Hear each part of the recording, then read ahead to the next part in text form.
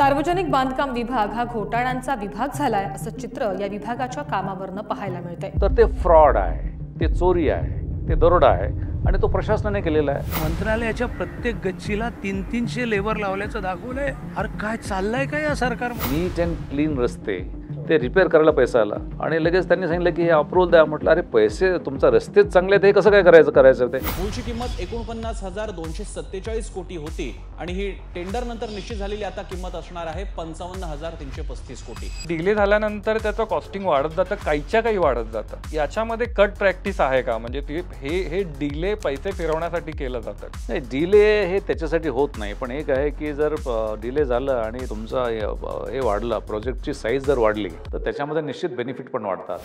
पूल रस्त्यांच्या कामातून मिळणाऱ्या शुल्काची निम्मी रक्कम अधिकारी स्वतःच्या खिशात टाकतायत। एखादी गोष्ट 10 रुपयात होणारी असेल तर त्याची किंमत जर तुम्ही वाढवून 100 रुपये जर केली तर ती कुठेतरी कोणीतरी चेक करण्याची यंत्रणा आपल्याकडे अजूनही नाही आहे। PWD मध्ये पण एक डिमांडिंग खातं आहे PWD, त्याला नेहमीच ते डिमांडिंग मध्ये असतात। तर काय त्याचं सिग्निफिकन्स आहे? त्यांच्याकडे काय असे कॉन्ट्रॅक्ट्स किंवा काय त्यांना प्रोजेक्ट्स मिळतात की आणि तो पैसा कसा फिरवला जातो? यामध्ये PWDच्या बाबतीमध्ये दोन आहे। एक तर तुमचं निवडणुकीतलं जे हे आहे यशस्वी होण्याचं काम, म्हणजे की दृश्य स्वरूपात तुम्ही काय केलेलं आहे आणि मग तुमच्या पक्षाच्या मतदारसंघामध्ये जर जास्त प्रमाणात रस्त्याचं नेटवर्क चांगलं झालं किंवा क्वालिटीचे रस्ते चांगले झाले तर तुम्हाला पुढच्या वेळेस तिथे यश मिळण्याची शक्यता जास्त असते पुढच्या निवडणुकीमुळे। त्यामुळे तुमच्या पक्षाच्या दृष्टीने, निवडणुकीच्या दृष्टीने ते सुद्धा खातं महत्त्वाचं आहे। याचबरोबर ह्या खात्यामध्ये हे खातं भुसभुशीत आहे। ह्या खात्यामध्ये काही जास्त काही कोणी याच्यामध्ये जसं की एखाद्या नागरिकाला तुमचा जन्मदाखला घेण्यासाठी तो गेला आणि 50 रुपयाची लाच मागितली तर तो देणारा जो असतो तो कुठेतरी त्रासलेला असतो की मी 50 रुपये का द्यायचे। पण हे खाते भुसभुशीत त्याच्यासाठी मी म्हणतो की अशी खातं आहे, हे टेंडरवरती चाललेली खाती असतात। दोन प्रकारचे टेंडर, की नवीन कामं आणि तुमचे रिपेअरची कामं। तर नवीन कामामध्ये टेंडरमध्ये जो कॉन्ट्रॅक्टर आहे तो ते टेंडर घेण्यामध्ये इच्छुक असतो, त्याला बिझनेस करायचा असतो, त्याला प्रॉफिट घ्यायचा असतो आणि त्यामुळे तो पैसा द्यायला तयार असतो टक्केवारीमध्ये। त्यामुळे तिथे हे भुसभुशीत याच्यासाठी की कोणी कंप्लेंट करणारा नाही आहे। ओके, दोन्ही बेनिफिशरीज त्यामुळे बाहेर येणार नाही। त्यामुळे मग हे PWD खातं महत्त्वाचं का ठरतं की आज जे काय चाललेलं आहे ते बहुतांश वेळेस हे जनतेपुढे येत नाही। आता दरवर्षी खड्डे पडतात एवढंच जनतेसमोर येतं। आता हे खड्डे म्हणजे आपल्याकडे टेक्नॉलॉजी नाही आहे का? आपल्याकडे तो खर्च होत नाही आहे का? सगळं होतं, मग खड्डे का पडतात? हा प्रश्न जर कोणी विचारला तर त्याला उत्तर नाही आहे। म्हणून ह्या खात्याचं महत्त्व हे खड्ड्यामध्ये आहे आणि कोणी प्रश्न विचारत नाही त्यामध्ये आहे। याच्यावर PWD मधलं एक महामंडळ आहे जे खूप डिमांडिंग असतं, MSRDC, आणि या MSRDCनी खूप मोठे काही प्रोजेक्ट्सवर काम केलेत आणि चांगले इन्फ्रा प्रोजेक्ट आहेत। ते समृद्धी महामार्ग एक त्यातलाच प्रोजेक्ट आहे आणि समृद्धी महामार्ग जेव्हा बनला त्याच्यावरती विरोधकांकडून बरेच घोटाळ्याचे आरोप झाले। एका ठराविक अधिकाऱ्याचं नाव घेऊन बऱ्याच नेत्यांनी प्रेस कॉन्फरन्स केला, 3-4 हजार कोटीची संपत्ती त्या अधिकाऱ्यांनी जमवली असा आरोप केला गेला। बरं, जे आरोप करतायत ते जेव्हा सत्तेत होते तेव्हा ते नाही, म्हणजे हे किती फ्लेक्झिबल आहे हे की तुम्ही 2 वर्षाआधी सत्तेत होता तेव्हा तुम्ही त्याच अधिकाऱ्यांबरोबर काम केलं तेव्हा नाही बोललात, आता गव्हर्नमेंट चेंज झालं, बरं तुम्हाला माहिती आहे तुम्ही कारण त्या सरकारचा भाग होतात आणि आता तुम्ही बोलताय, तर हे कसं जमतं एवढं फ्लेक्झिबल राहायला? आता असं आहे की आता एक मात्र की ही सिस्टीम जी आहे ती सिस्टम आता सेम झालेली आहे। जी पॉलिटिकल सिस्टम ती काय फार अशी याच्यामध्ये की डावे उजवे करण्यासारखे झालेले नाही आहेत, ते समसमान आहे। त्याचं कारण असं आहे की काही जे व्यक्ती आहेत, तुमचे नेते आहेत, ते या पक्षातून त्या पक्षातून त्या पक्षातून या पक्षात गेल्यामुळे त्यामुळे जे पक्षांचा जो मिक्स आहे तो सर्वसाधारणपणे सारखंच झालेला आहे। दुसरं असं आहे की हे जे खाते आहेत ह्या खात्यामधून इन्फ्रास्ट्रक्चर दृश्य स्वरूपात दिसतं की लोकांना दिसतं की अरे हे काहीतरी होतं आहे आणि त्यामुळे राज्यामध्ये चांगलं होतं, ते इन्फ्रास्ट्रक्चरचा फायदा होतो असं आपण मानलं होतो की नाही नंतर अवस्था, पण ते होतो असं पण मानतो।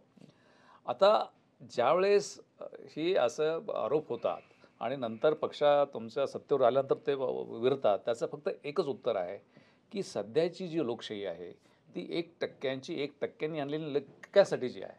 म्हणजे जे पैशांच्यासाठीचं हे सगळं चाललेलं आहे. मग तो हा पक्ष सत्तेवरती आहे, हा व्यक्ती सत्तेवरती आहे, त्याला काही हे नाही आहे. ते या सिस्टममधून आलेले आहेत. ते केवळ लोकशाही जी जुनी लोकशाही होती, लोकांनी आणलेली आणि लोकांसाठीची व्यवस्था ती आता नाही आहे. त्यामुळे हे होणार तर. त्यामुळे आत आल्यानंतर तुमच्या सत्तेवर आल्यानंतर ते शेवटी त्याप्रमाणेच वागणार आहेत. त्यामुळे त्याला विरोध करणारच नाहीत ते. आता पूर्वी आपण हे बघितलं की एनरॉनच्या बाबतीमध्ये महाराष्ट्रामध्ये झालं होतं. एनरॉनला प्रचंड विरोध करून शासन आलं होतं. एनरॉन नावाचा एक प्रोजेक्ट होता. पण इथे आल्यानंतर ते एनरॉनची बाजू घेऊन त्यांनी काम केलंच त्याच्या बाबतीमध्ये. असे बरेच प्रोजेक्ट असे खूप प्रोजेक्ट्स आहेत. त्यामुळे मला वाटतं की लोकांनी हे कधीतरी विचारलं पाहिजे की तुम्हाला ज्यावेळेस तुम्ही सत्तेवर येता ते त्यावेळेस जे टीका केली होती त्याचं काय, म्हणजे तुम्ही टीका करता तेही चुकीचं आहे हे म्हणायला पाहिजे. पण एक आहे की सध्याचं वातावरण त्याला जबाबदार आहे. तर जेव्हा MSRDC कडे मोठे मोठे प्रोजेक्ट दिले जातात, जे तुम्ही जसं म्हणताय ते दिसतात लोकांना स्पष्टपणे, पण हे कसं, म्हणजे ह्याच्यावर कोण बोलत नाही का की एखादा अधिकारी ज्याच्याकडे तुम्ही ती रिस्पॉन्सिबिलिटी देता तो एकतर जवळचा असतो असं मंत्र्यांच्या असं आरोप विरोधक करतात, आणि स्वतःच्या जवळच्या एखाद्या म्हणजे फार लपवायचा प्रयत्न पण नाही होत की तुम्ही स्वतःच्याच घरामधल्या स्वतःच्याच मुलांना, स्वतःच्याच भावाच्या मुलांना त्याच प्रोजेक्टमधलं एक तगडा एक कॉन्ट्रॅक्ट तुम्ही त्यांच्याकडे देता, आणि हे इतकं उघड कसं होतं आहे? म्हणजे नाही, आता एक इकोसिस्टम तशी तयार झालेली की पूर्वी कसं होता की नुसतं तुम्ही एखादा फोन केला, तो केला की खरं माहीत नाही आहे, आणि आपल्या मुलीचे मार्क्स वाढवायला सांगितले परीक्षेतले, असं म्हणून याच राज्यातील एका मुख्यमंत्र्याला राजीनामा द्यावा लागला होता. बापरे, ते देश आहेत. म्हणजे तो एक काळ होता या राज्यामध्ये. हाच देश आहे. हाच देश आहे की असं झालेलं होतं. आता तिथून पुढे आपण इतकं पुढे आलेलो आहोत की आपल्याला आता हे संपलेलं आहे. हे काही फरक पडत नाही याच्यामध्ये. हा फरक पडण्याचा एक मुद्दाच राहिलेला नाही. हे चलता आहे. आणि मला वाटतं की ते टॉलरन्स लेवल जशी असते ती वाढत गेलेली आहे, आणि ह्या टॉलरन्समुळे मग कोणी बोलत नाही. आता बोलणारे कोण आहेत? खरं म्हणजे एकदा लोकप्रतिनिधींना तुम्ही निवडून दिले की त्यांनी हे करायचं असतं. पण तेच जर सत्तेच्या बाहेर असताना जे वागतात आणि सत्तेमध्ये गेल्यानंतर जे वागतात, हे तारतम्य जर नसेल आणि त्यांनी तारतम्य सोडलं, हे जनतेचं तारतम्य सुटलेलं असेल, तर मला वाटतं की हे आणखी अजून पुढची पायरी गाठली जाणार आहे. म्हणजे तिथपासून ते इथपर्यंत, आणि त्याची पुढची पायरी अजून यायची यामध्ये. पण मग याच्यामध्ये ठीक आहे, आपण एक अधिकारीनी जर असं काही डिसिजन घेतला असेल, मंत्र्याचं काम असणार त्याच्यावर अंकुश ठेवायचं की त्याला, पण हे होतं का? म्हणजे मला हे विचारायचं की मंत्र्यांचे काही लिमिटेशन्स असतात का की ती इच्छा असूनही नाही करू शकत? असं उदाहरण मला तरी मिळालेलं नाही आहे. म्हणजे चांगली गोष्ट करायची असेल एखाद्या मंत्र्याला आणि ते अधिकाऱ्यांनी ऐकलेली नाही असं मला वाटत नाही. आणि मला खरं म्हणजे की अजून सांगायला आवडेल की बहुतांश वेळेस की या देशामध्ये आणि राज्यामध्ये जे काही घडलं आहे ते केवळ नोकरशाहीवरती सोपवलं असतं तर ते तितकंसं घडलं नसतं. ते काही प्रगल्भ असे राजकीय नेतृत्व आहेत, त्यांच्या धोरणामधून त्यांनी जे सांगण्यात आलं असेल किंवा त्यांनी जे ते ड्राईव्ह केलं त्याच्यामुळे असं बरंचसं घडलेलं आहे.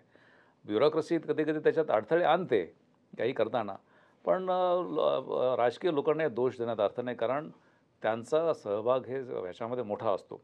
पण ज्यावेळेस ते चुका करायला लागतात आणि ह्या चुका होऊ नयेत म्हणून हे नोकरशाहीचं खरं म्हणजे की कर्तव्य संविधानामध्ये दिलेलं आहे, ते कर्तव्य ते पाळत नाही आहेत, ते बजावत नाहीत, हे खरं म्हणजे आजचं दुर्दैव आहे.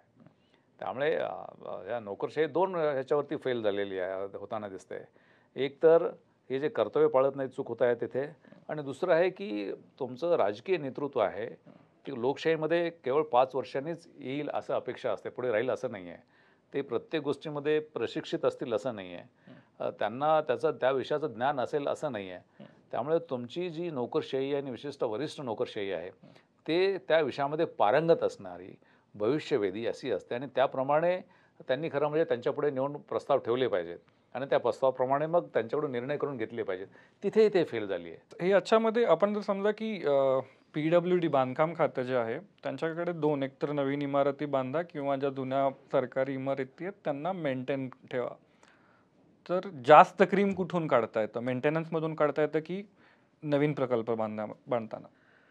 नाही, आता नवीन प्रकल्पासाठी बजेट हे जास्तच असतं, म्हणजे अंदाजपत्रकीय तरतूद जास्त असते, त्यामुळे तुम्हाला तिथे आहे. पण तुम्ही रस्ते दुरुस्ती जो प्रकार आहे की तिथे तुम्हाला त्याच्यामध्ये ते काम झालंच आहे किंवा नाही हे काही तिथे बघण्याची गरज नाही, म्हणजे त्याचं नसतं. याचं उदाहरण देतो मी, आणि हे उदाहरण जरा जुनं असलं तरी मी CEO जिल्हा परिषद होतो सिंधुदुर्गला, आणि आम्हाला फक्त छोटी रक्कम त्या आत्ताच्या मानाने 3,66,00,000 आली होती. मी CEO होतो. खूप मोठा विषय आहे तो, पण थोडक्यात सांगायचं म्हणजे की तिथे रस्त्यासाठी रिपेअर करण्यासाठी आले होते. सिंधुदुर्ग लहान जिल्हा असल्यामुळे मी 24 तास फिरून तिथे समज कुठला रस्ता कसा आहे तो एकदम नीट अँड क्लीन रस्ते, ते रिपेअर करायला पैसा आला. आणि लगेच त्यांनी सांगितलं की हे अप्रूव्हल द्या. म्हटलं अरे पैसे, तुमचा रस्तेच चांगले आहेत, हे कसं काय करायचं ते. त्याने नाही ठीक आहे, म्हणजे फक्त बिलं काढून ते असं करण्याचं काम होतं.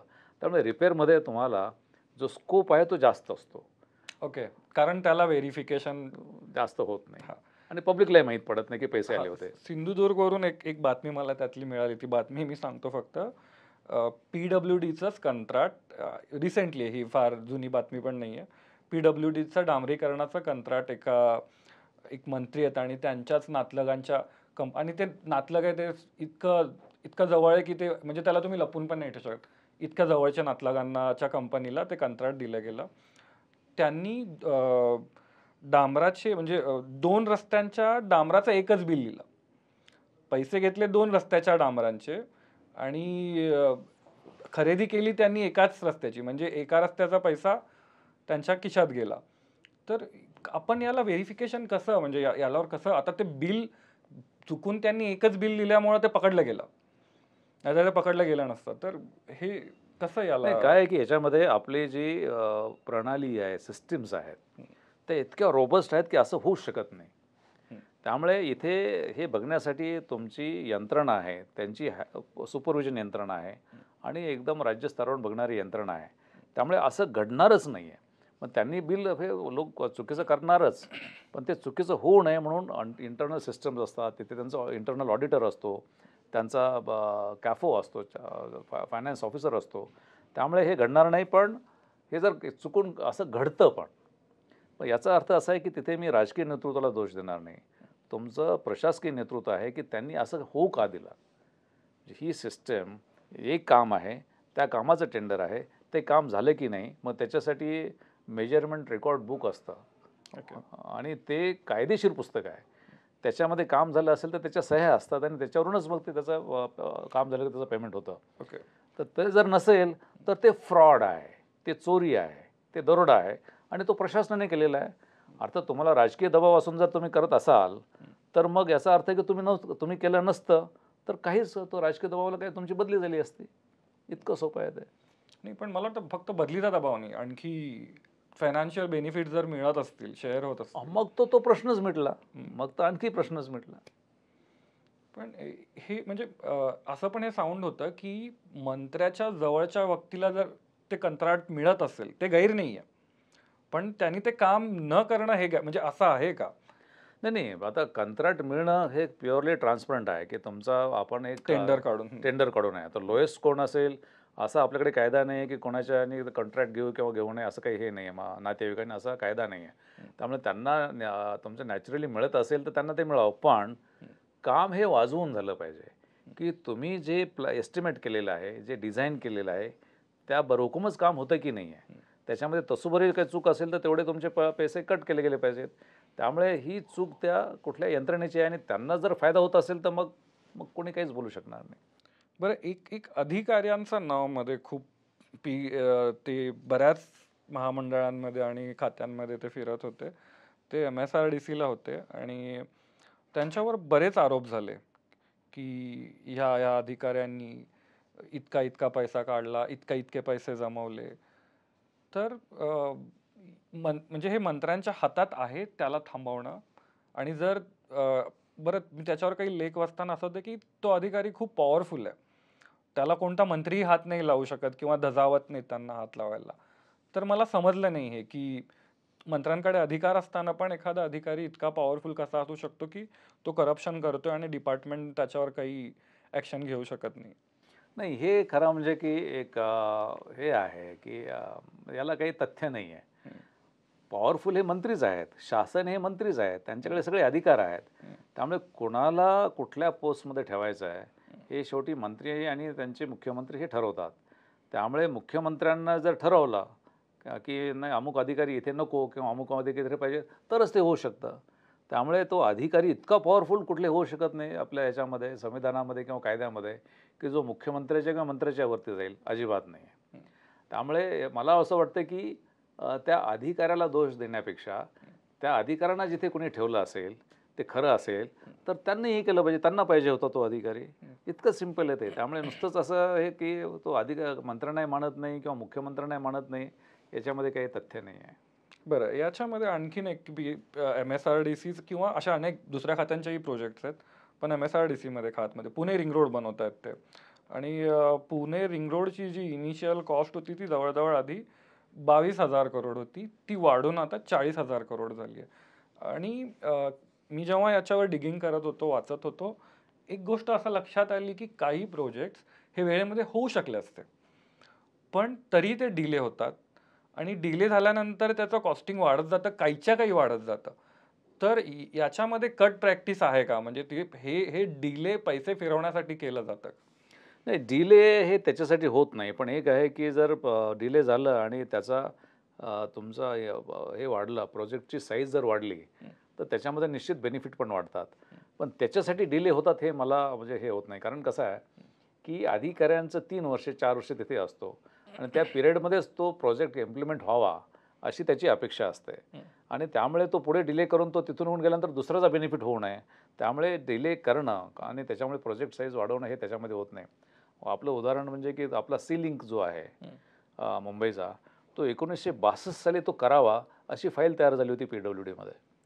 आणि तो आपला झाला कधी आत्ता की मला वाटतं की 2005-06च्या दरम्यान कधीतरी तो झालेला आहे. म्हणजे इतके वर्ष तो प्रलंबित राहिला. त्यामुळे आपण असं म्हणू शकतो का की तो कॉस्ट वाढवाय म्हणून आपण ठेवलं, तसं नाही आहे. ते जे एस्टिमेट तयार केलेलं आहे ते एस्टिमेट खरं म्हणजे की ट्रान्सपरंट आहे किंवा नाही. सगळे प्रॉब्लेम कुठे असतो ह्या इन्फ्रास्ट्रक्चर प्रोजेक्टमध्ये की एस्टिमेट. एखादी गोष्ट 10 रुपयात होणारी असेल तर त्याची किंमत जर तुम्ही वाढवून 100 रुपये जर केली तर ती कुठेतरी कोणीतरी चेक करण्याची यंत्रणा आपल्याकडे अजूनही नाही आहे. आपल्याकडे फायनान्शियल ऑडिट आहे की तुमचे CAG ऑडिट करतं की हे आहे, पण फिजिकल ऑडिट आपल्याकडे अजून तसा काही प्रकार नाही. जरी असलं तर ते इंटरनलच तपासतात, त्यांच्यावरचे लोक आहेत. मग या देशामध्ये जोपर्यंत आपल्याकडे ते फायनान्शियल फिजिकल ऑडिट येत नाही तोपर्यंत होत नाही. पण मी हे मंत्र्यांच्या दृष्टिकोनातून विचार करतोय की एखादा प्रोजेक्ट जर समजा 20,000 कोटींचा आहे आणि तिथे मला 10% त्याचे मिळत आहेत, तोच प्रोजेक्ट जर 40,000 कोटींचा झाला तर मला 20% नाही मिळणार का? आणि मग मी का नाही एफर्ट्स देणार ते डिले करायला? मग डिले करण्यापेक्षा म्हणजे डिले करून कॉस्ट वाढवण्यापेक्षा एस्टिमेट करून कॉस्ट वाढवू शकतात ना. डिले कशाला करायचं?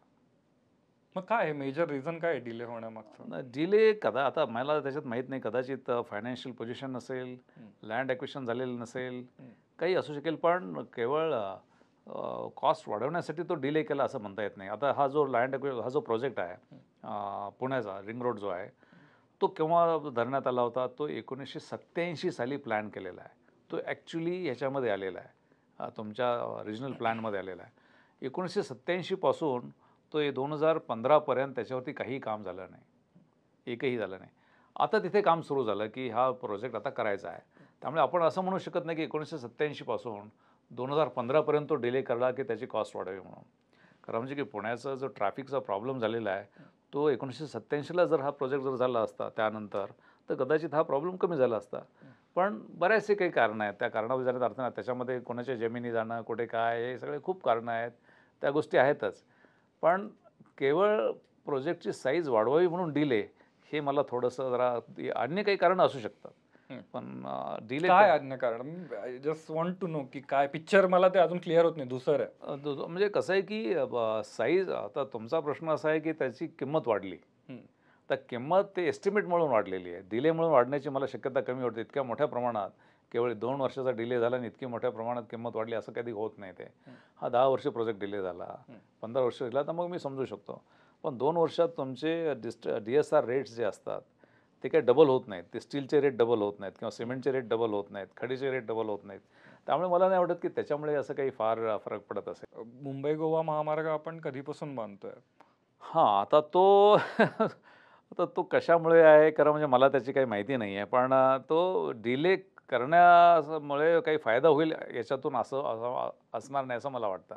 त्याची अन्य काही कारणं असतील, ते आता काय ते करा म्हणजे की ते शोधावी लागतील. इन्व्हेस्टिगेशनचा विषय होतो. हेच सेम इथे तर भुजबळांचा एक PWD मध्ये असतानाच त्यांनी पुतण्याला त्यांनी नातेवाईकांमध्ये कसे कॉन्ट्रॅक्ट दिले. आणि पण एक सरप्रायझिंग फॅक्टर होतं की इथे त्यांना 2 वर्ष त्यासाठी जेलमध्ये राहावं लागलं. आणि भुजबळ खूप मोठे नेते आहेत तसं बघायला गेलं तर हे कसं झालं? म्हणजे ही अख्खी एका बाजूला मी असं वाटतंय की सगळी हमाम में सब नंगे सगळे करतायत. मग पर्टिक्युलर भुजबळ कसे सापडले त्याच्यामध्ये? आता ते खरं म्हणजे की मला असं सांगता येणार नाही की तेच का आणि इतर का नाही, हे कसं सांगता येणार नाही. कारण अचानकच त्या खात्यामध्ये करप्शन सुरू झालं आणि अचानकच ते बंद झालं असं तर काही ते होत नाही आहे.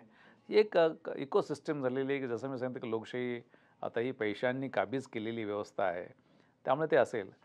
आता ते का झालं हे खरं म्हणजे की आता त्यांच्याविरुद्ध ज्या केसेस आहेत त्यावरून ते समजेल की का झालं, ते कोर्टामध्ये चालू आहेत. पण मला त्याची काही फर्स्ट हँड इन्फॉर्मेशन अशी काही त्याच्यामध्ये नाही आहे की हे का झालं. त्याचे काहीतरी वेगळे कारणे असतील जे माझ्या समोर नाही आहेत.